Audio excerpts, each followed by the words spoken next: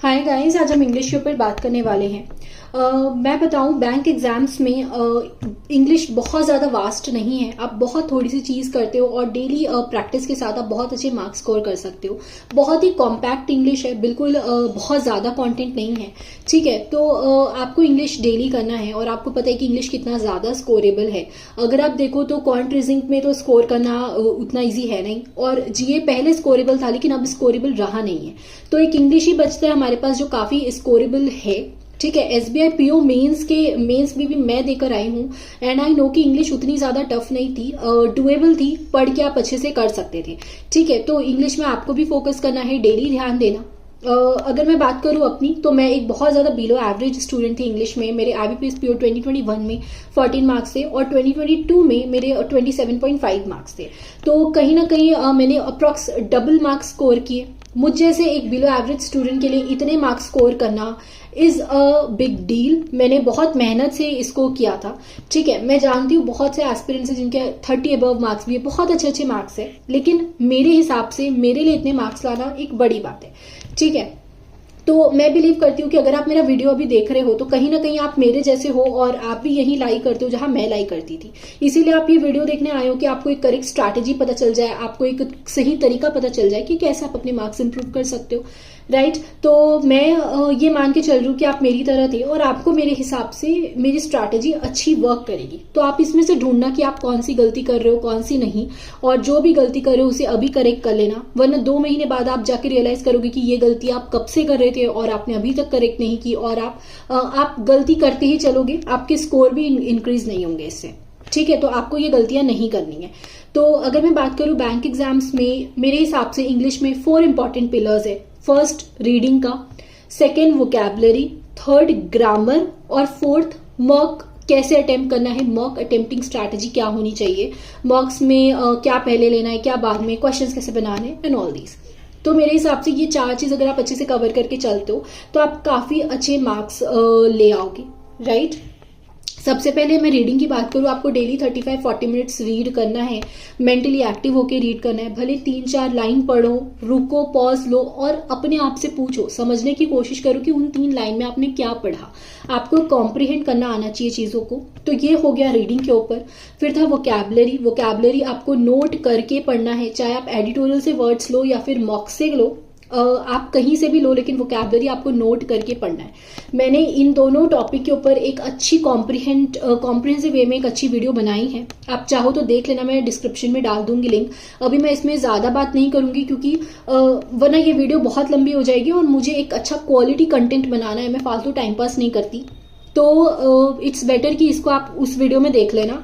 बाकी हाँ, उस वीडियो में एक चीज इंक्लूड नहीं की थी, इसको अभी बता देती हूँ कि वोकैबुलरी जब आप नोट करते हो या आप इंग्लिश रीड कर रहे हो तो आपको स्पेलिंग का ध्यान देते चलना है। ठीक है, स्पेलिंग आपकी बहुत काम आती है। आपको स्पेलिंग रिलेटेड क्वेश्चंस भी आते हैं प्रीलिम्स में, मेंस में शायद नहीं आते, प्री में ही आते हैं, कि आपको गलत स्पेलिंग कौन सी है वो बतानी है, मतलब गलत वाली स्पेलिंग ढूंढनी रहती है। राइट, और आपको डिस्क्रिप्टिव में भी इसका इंपॉर्टेंस है। आप डिस्क्रिप्टिव में आपको पता है कि आप स्पेलिंग एरर नहीं कर सकते हो, आपके मार्क्स कटेंगे वहां।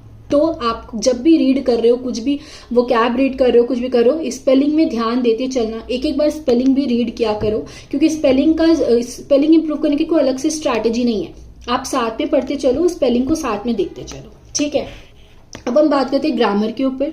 ग्रामर के ऊपर मैं बताऊं तो सबसे पहले आपको, अगर ग्रामर की थोड़ी बहुत नॉलेज है, आपको पता है नाउन क्या होता है, प्रोनाउन क्या होता है, वर्ब क्या है। देखो, मुझसे कोई पूछे वर्ब क्या है तो मुझे सिर्फ इतना पता है किसी काम को, किसी एक्शन को वर्ब बोलते हैं, दैट्स इट। मुझे इतना डिटेलिंग में नहीं पता, आपको डिटेलिंग में जानना भी नहीं है। मुझे नहीं लगता एग्जाम में इतना ज्यादा यूज है इतने सब डिटेलिंग का। आपको बस एक बार ऊपर ऊपर से पता होना चाहिए कि नाउन क्या है, प्रोनाउन क्या है, कनेक्टर्स किसको बोलते हैं, प्रीपोजिशन क्या होता है। एक क्लास, कम से कम एक क्लास सारे टॉपिक्स की देख लो, बस वो क्लास देख लो, बेसिक जान लो, उतना काफी है। इसमें बैठ के 100 क्वेश्चंस मत लगाना, बिल्कुल भी यूजफुल नहीं है उतना ज्यादा। ठीक है, प्रीलिम्स में ग्रामर से 5 क्वेश्चंस आते हैं 5 नंबर के, और मेंस में भी बहुत ज्यादा क्वेश्चन नहीं आते, 5-7 मार्क्स के अराउंड मेंस में भी आते होंगे। तो ग्रामर में बहुत ज्यादा एफर्ट डालने की जरूरत नहीं है, थोड़ा ही करो। और देखो, मैं आपको इंपॉर्टेंट टॉपिक्स बता रही हूँ, इन टॉपिक्स को आप करना अपना बेसिक क्लियर करने के बाद। एक बार आपने सारे टॉपिक्स की वीडियो देख ली तो आप उसके बाद ये टॉपिक्स को करना जो मैं बता रही हूँ, क्योंकि इससे क्वेश्चन आते ही आते हैं ग्रामर में। और अगर आपका ऑलरेडी बेसिक थोड़ा हुआ है तो ठीक है, आपको ज्यादा उतना एफर्ट डालने की उसमें जरूरत नहीं है। मैंने नहीं पढ़ा था उसको, मैं इंग्लिश मीडियम स्कूल से हूँ, तो मुझे उतनी जरूरत नहीं पड़ी थी वापस से पूरा ग्रामर का हर एक टॉपिक पढ़ने की। ठीक है, आपको जरूरत है तो एक बार कर लेना, नहीं है तो मत करना। उसके अलावा उसके बाद आपको क्या करना है मैं बता देती हूँ। तो सब्जेक्ट वर्ब एग्रीमेंट, टेंस बहुत ज्यादा इंपॉर्टेंट है। टेंस से हमेशा क्वेश्चन आते हैं, मैंने नोटिस किया है। सब्जेक्ट वर्ब एग्रीमेंट से भी क्वेश्चन आते हैं। आपका सब्जेक्ट और वर्ब अग्री करना चाहिए आपस में, तो सब्जेक्ट वर्ब एग्रीमेंट से भी क्वेश्चन आते हैं। प्रीपोजिशन से आते हैं, कनेक्टर से भी आते हैं आई थिंक। तो ये सब टॉपिक्स आप थोड़ा अच्छे से कर लेना, क्योंकि देखो अगर 5 क्वेश्चन आ रहे हैं प्रीलिम्स में, 5 में से अगर 3 नंबर के लगभग इधर से आ जाते, 3 क्वेश्चंस इसमें से आ गए तो आपने 3 तो स्कोर कर लिए, 2 नहीं बन रहे तो उसे छोड़ दो, कोई बात नहीं। 3 नंबर यहां से निकाल लिए काफी है। बाकी के आपको तो 25 क्वेश्चन तो दूसरे टॉपिक के आएंगे ना, तो वो 25 क्वेश्चन में से आप बाकी के मार्क्स निकाल लेना। तो ऐसा करके आप अपना स्मार्टली स्ट्रैटेजी बना सकते हो। जरूरी नहीं है कि पूरा ग्रामर के हर टॉपिक को इतना पढ़ रहे हो, रूल याद कर रहे हो। ट्रस्ट मी, वहां जाके रूल आपको याद नहीं आता। आपका जो सबकॉन्शियस माइंड है ना, वो अपने आप ही वर्क करता है। वहां जाके आप बैठ के रूल नहीं सोच सकते हो। आपके जो माइंड में फिट है आप उस हिसाब से अपने आंसर्स टिक लगाते हो, तो आपको रूल्स वहां याद नहीं आने वाले। इट्स बेटर कि आप ज्यादा रूल्स को रटने की कोशिश मत करो। ठीक है, तो ये 3 इंपॉर्टेंट टॉपिक्स आप इनको subject verb agreement, tense, preposition, connector, ये सब इंपॉर्टेंट है। कंजंक्शन, तो ये सबको देख लेना अच्छे से। उसके अलावा अगर आप निमिषा मैम की 120 रूल्स ग्रामर का कर लेते हो तो आपका हर चीज कंप्लीट हो जाएगा इसमें। ठीक है, हर चीज अच्छे से कंप्लीट हो जाएगा, तो आप यहां से कर सकते हो, ये बेस्ट है। देखो इसका पीडीएफ फ्री में मिल जाएगा आपको गूगल में, मैंने गूगल से डाउनलोड किया था, जस्ट टाइप किया था निमिषा मैम का ये। उसके अलावा आपको बुक खरीदनी है तो बुक खरीद लेना, तो ये आप पीडीएफ से कर सकते हो। और निमिषा मैम ने 12 घंटे की उनकी क्लास भी है उनके चैनल में, जिसमें 120 रूल्स ग्रामर का पूरा कंप्लीट किया गया है। तो डेली मैं उसको 2-3 घंटे देखती थी और अपने पीडीएफ से रीड करती थी। ऐसा करके मैंने इसको कंप्लीट किया था। अच्छा, मैंने पीडीएफ का प्रिंट आउट निकाल लिया था, और जो मैम पढ़ाती थी उस मैम की क्लास से जो इंपॉर्टेंट चीज थी मैं उसको हाईलाइट करके चलती थी। बाद में जब रिवीजन करने बैठती थी मैं सिर्फ हाईलाइट वाले पोर्शन को पढ़ती थी, मैं पूरा नहीं पढ़ती थी दोबारा से, जस्ट हाईलाइट वाला पोर्शन पढ़ लिया, रूल पढ़ लिया एक बार, उतना देख के काफी हो जाता था। ज्यादा इसमें एफर्ट नहीं देती थी कि मुझे रूल्स रटने हैं, ये सब नहीं करती थी। और अगर आप देखो ना तो रूल्स जो है वो टेक्निकल लैंग्वेज में दिए गए। टेक्निकल बोले तो subject / object plus verb, V1, V2, V3, इस तरह से रूल लिखे गए हैं जो इंग्लिश की अपनी लैंग्वेज है। लेकिन उसको वैसे याद करने की कोशिश मत करना, ट्रस्ट मी, मैंने बहुत कोशिश की थी उसको रटने की, वो याद ही नहीं हुआ। और वो याद करके कुछ आप कर भी नहीं लोगे, वो एग्जाम में बिल्कुल काम नहीं आएगा, वो उस तरह से आपको याद नहीं होगी। जितना प्रैक्टिस करोगे क्वेश्चंस का, तो वो प्रैक्टिस आपके एग्जाम में काम आएगी। तो इसको रटना मत, जस्ट रीड करना हाईलाइट करके। मुझे याद है मैंने पिछले साल इसको कवर कर लिया था और 2-3 बार ही रीड किया था मुश्किल से, उसके बाद तो मैं इसको पढ़ना भी छोड़ दी थी। हो गया, वहां से जितनी इंप्रूव होनी थी मेरे ग्रामर में, आउट ऑफ 5 क्वेश्चन में 3 to 4 बना ही लेती हूँ एक्यूरेसी के साथ। ठीक है, तो अब मुझे जरूरत नहीं है उतनी ज्यादा करने की, मैं नहीं करती। तो आपको भी यही करना है, ज्यादा एफर्ट नहीं डालना है ग्रामर में। ठीक है, अब लास्ट टॉपिक है हमारा मॉक्स अटेम्प्टिंग स्ट्रैटेजी। आपको मॉक कैसे अटेम्प्ट करने हैं, क्या आपका इसमें सीक्वेंस रहना चाहिए, मैं आपको बता देती हूँ। देखो एक चीज और है कि फ्रेजल वर्ब और इडियम्स, आप लोग पूछते हो ये पढ़ना है क्या, इसे याद करना है क्या, इसे बिल्कुल अलग से आपको करने की जरूरत नहीं है। मैंने तो नहीं किया था, मैं सिर्फ जो मॉक में आती थी उतना पढ़ लेती थी, जो मॉक में आता था। और लेकिन मॉक वाला आप इग्नोर मत करना। ठीक है, मॉक्स में जो फ्रेजल वर्ब आए हैं, जो इडियम आए हैं, जो एनालिसिस में दिए गए हैं, उसको अच्छे से पढ़ लिया करो। उतना कर लोगे काफी है, एग्जाम में वही वाले इंपॉर्टेंट वाले आएंगे, पूरे तो नहीं आने वाले। ठीक है, 100-200 पीडीएफ आपको पढ़ने की जरूरत नहीं है बिल्कुल भी। तो फ्रेजल वर्ब इडियम मैंने तो उधर से ही किया था। ठीक है, अब आप मॉक्स कैसे स्ट्रैटेजी आपकी होनी चाहिए ये बता देती हूँ। तो सबसे पहले आपके प्रीलिम्स हो चाहे मेंस हो, आरसी जो रीडिंग कॉम्प्रिहेंशन का पोर्शन रहता है, या जो पैराजम्बल होते हैं, पूरा जो 5-6 लाइन्स ये रहती है, आपको उसको रीअरेंज करना रहता है, ये सबको आपको पहले बिल्कुल नहीं उठाना। सबसे पहले मिसलिनियस वाले क्वेश्चंस उठाना, मिसलिनियस से स्टार्ट करना। मिसलिनियस कंप्लीट करने के बाद जाके आप अपने आरसी और पैराजम्बल ये सब बनाना। ठीक है, मैं आरसी की बात करूं तो मैं क्या करती थी प्रीलिम्स में 20 मिनट्स में 10 मिनट्स में पूरा मिसलिनियस कवर करने की कोशिश करती थी। मिसलिनियस के जितने क्वेश्चन हुए लास्ट के 10 मिनट बचते थे, मैं टाइमर में देख के लास्ट में 10 मिनट बचे तो मैं वो आरसी को देती थी। मैं आरसी को फुल टाइम देती थी, सफिशिएंट, उसको कम नहीं पड़ना चाहिए बिल्कुल भी आरसी में टाइम। तो आरसी एक्यूरेसी के साथ करनी है, तो एक्यूरेसी के साथ करने के लिए मैं उसको पूरे 10 मिनट देती थी। ट्रस्ट में वो 10 मिनट लगते नहीं है, 7-8 मिनट में हो जाता है। बाकी के 2-3 मिनट वापस आप मिसलेनियस में गो थ्रू कर सकते हो, जो क्वेश्चन छूटे हो उसे वापस अगर आपको अटेम्प्ट करने हो तो आप अटेम्प्ट कर सकते हो। ठीक है, कोशिश करना इसमें एक्यूरेसी होनी चाहिए। ऐसा नहीं है कि आप एक्यूरेसी बिगाड़ के पूरे टिकिए जा रहे हो, ये बिल्कुल नहीं होना चाहिए। एक्यूरेसी आपको रखनी है। आरसी में अच्छा कमांड होना बहुत बहुत जरूरी है। ठीक है, मैं आपको बताऊं, आप जो रीडिंग कर रहे हो, जो वोकैबुलरी पढ़ रहे हो, ये सब आप अच्छे से कर रहे हो कि नहीं ना, ये चीज आपको पता आपकी आरसी में चलेगा। बिकॉज रीडिंग कॉम्प्रीहेंशन में जब आप रीड कर रहे हो, आपको उस चीज का समरी अच्छे से समझ में आना बहुत जरूरी है। आपको पता होना चाहिए कि वो सेंटेंस में क्या बोला गया है, पूरा अच्छे से समझ में अगर आपको आ रहा है, मतलब आपकी रीडिंग का काम आप अच्छे से कर रहे हो, आपकी वोकैबुलरी बिल्ड हो रही है, आपको वो समझ में आ रहा है, तो आप क्वेश्चंस अच्छे से टिक लगाओगे। अच्छा, अगर मैं क्वेश्चन की बात करूं तो मैं आपको आरसी का एक ट्रिक बताती हूँ जो मैंने नोटिस किया। क्वेश्चन में जनरली क्या होता है, एक क्वेश्चन आया आरसी का, 5 ऑप्शंस है। जनरली देखना उसमें से 3 ऑप्शन ऐसे होंगे जो literally out of the context जाके बात कर रहे होंगे, मतलब वो पैसेज में वो मेंशन नहीं किया लेकिन फिर भी ऑप्शन में वो चीजें दे दी गई हैं, तो उसे आप वहीं एलिमिनेट कर दो, वो वहीं समझ जाओ कि ये आंसर्स नहीं है करेक्ट।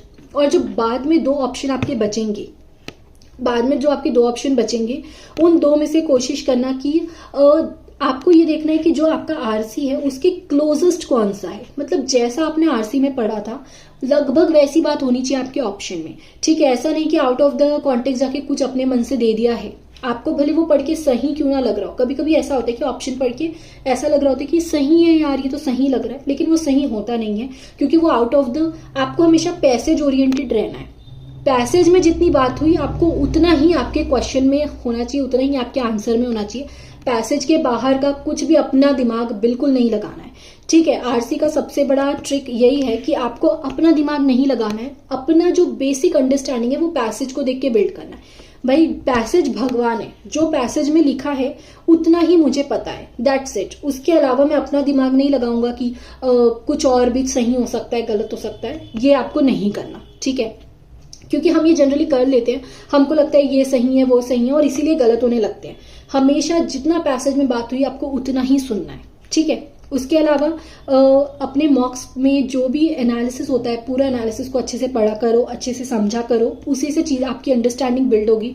आरसी में कोई क्वेश्चन गलत किया है तो समझने की कोशिश करो कि कहाँ और क्यों गलती हुई है। ठीक है, वो गलती समझोगे तब नेक्स्ट टाइम वो चीज इंप्रूव होगी। तो ये सारी बेसिक चीजों का आपको अच्छे से ध्यान देना है। और अभी अगर आपका कोर्स कंप्लीट नहीं है, बहुत ज्यादा बिगनर हो, तो आप 1-2 महीने अपना कोर्स कंप्लीट करो। अभी आप क्विजेस लगाओ, ज्यादा मॉक्स मत लगाना।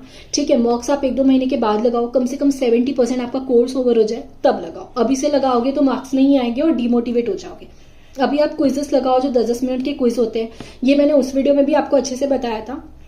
इसमें भी बोल रही हूँ कि आपको अभी अपना लेवल क्या है, अपना लेवल देख के आपको डिसाइड करना है कि आपको आगे करना क्या है।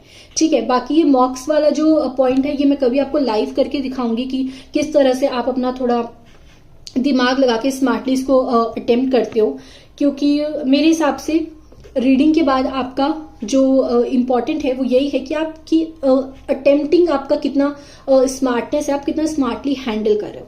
ठीक है, जनरली ऑप्शन में हर चीज पढ़ के तो सही लगता है कि यार ये भी सही है ये भी सही है, पर हर चीज सही होती नहीं है। आपको सिर्फ पैसेज को ही सही मानना है। और एक बार आपने आरसी अपने रीडिंग कॉम्प्रीहेंशन में अगर आपने कमांड अच्छी कर ली तो आपका पैराजम्बल भी इंप्रूव हो जाएगा, क्योंकि वो रीडिंग बेस्ड रहता है। आपके सारे क्वेश्चंस इंप्रूव हो जाएंगे क्योंकि बहुत सारे क्वेश्चन रीडिंग बेस ही रहते हैं। ठीक है, इवन आपकी ग्रामर भी इंप्रूव होगी, क्योंकि ग्रामर में भी ना बहुत बार आपको पढ़ के समझ आ जाता है यार गलत लिखा है, ये चीज मैच नहीं कर रही है, पूरा लाइन में कुछ तो गड़बड़ है, आपको ये चीज समझ में आ जाती है। ठीक है, तो आपका ग्रामर का क्वेश्चन भी सही हो जाता है। बस इतना ही है, आज के वीडियो के लिए इतना ही रखते हैं। आपको कुछ डाउट हो तो नीचे पूछ लेना। मैंने कोशिश की कि आपको हर चीज अच्छे से समझा दूं, कभी आपको लाइव मॉक में भी करके दिखाऊंगी। हाँ, मैं ये नहीं बोल रही मैं इंग्लिश में बहुत ज्यादा अच्छी नहीं हूँ। ठीक है, बहुत से एस्पिरेंट्स है जो 30 के अबव भी बहुत सारा मार्क्स स्कोर करते, 32-33 मार्क्स भी आते हैं जिनके IBPS पीओ में आए हैं। ठीक है, बट मैं जिस लेवल से उठी हूँ, मैं अपना लेवल जानती हूँ, आप अपना लेवल जानते हो, और मैं बिलीव करके चल रही हूँ कि आप अगर मेरा वीडियो देख रहे हो तो आप इसीलिए देख रहे हो क्योंकि आप मेरे जैसे हो, आप मेरी लेवल पे लाइक कर रहे हो, तो आपको सीखना है चीज। ठीक है, तो प्लीज आप इससे सीखने की कोशिश करो मेरे वीडियो से। ज्यादा जज मत करना कि वो इतने मार्क्स लाता है, वो इतने मार्क्स लाती है। नथिंग मैटर्स, अपना लेवल देखो, अपने आप को देखो। बाकी नेक्स्ट वीडियो में मिलते हैं। आपको और क्या वीडियोस चाहिए आप नीचे कमेंट में मुझे बताना। मैं कोशिश करूंगी कि आपकी सारी प्रॉब्लम्स का सोल्यूशन दूं, और जितना मुझे आता है मैं आपको कमेंट में भी रिप्लाई करके बताती हूँ कि कैसे आप क्या कर सकते हो, और मैं आपके लिए वीडियो भी बनाती हूँ। ठीक है, वीडियो अच्छी लगी तो चैनल सब्सक्राइब कर देना। Thank you.